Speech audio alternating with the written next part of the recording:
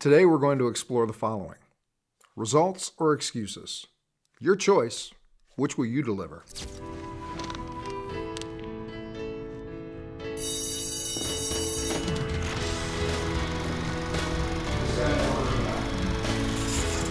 the first step. That's the only way.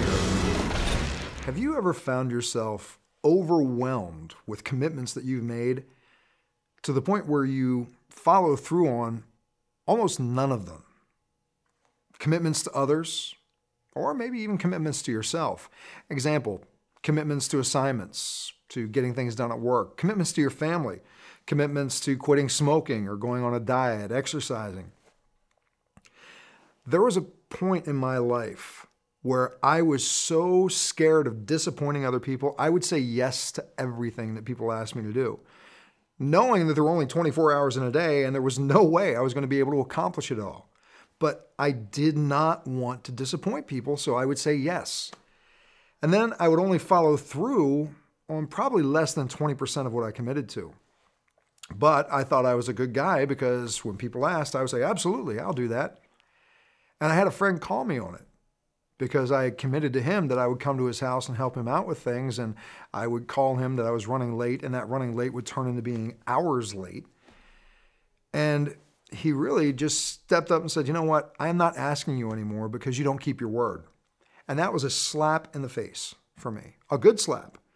Because when I was younger, my grandmother would say that the only thing of value in life is your word.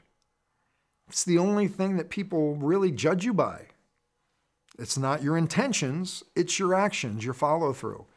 And when my friend made me aware of how often I was not keeping my word, I really needed to reevaluate things because I wanted to be a person of integrity. I wanted to be authentic. I wanted people to know that they could count on me. That was my fear. I didn't want to disappoint them. And I found out I was disappointing them almost 80% of the time. So I became hypersensitive to what I would say yes to. I made the decision that I was no longer going to overcommit myself. I would only commit to things that I knew without a doubt I could step up to and do.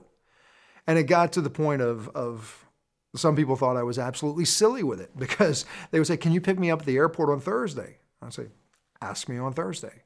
No, I need to know if you can pick me up at the airport on Thursday. Please ask me on Thursday. I don't want to make a commitment now that I can't keep. At first, people were a bit offended by that.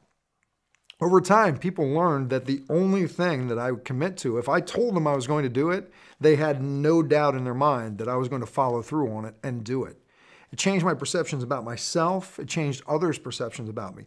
And something I want to list here that was very, very important is that unconsciously, I had set myself up to fail in everything that I attempted, everything I set as a goal when I was overcommitting. Because unconsciously, when I said yes or that I was going to do something, my unconscious was like, no, you're not. So it never pulled together the resources I needed to follow through. It knew that my commitment meant nothing.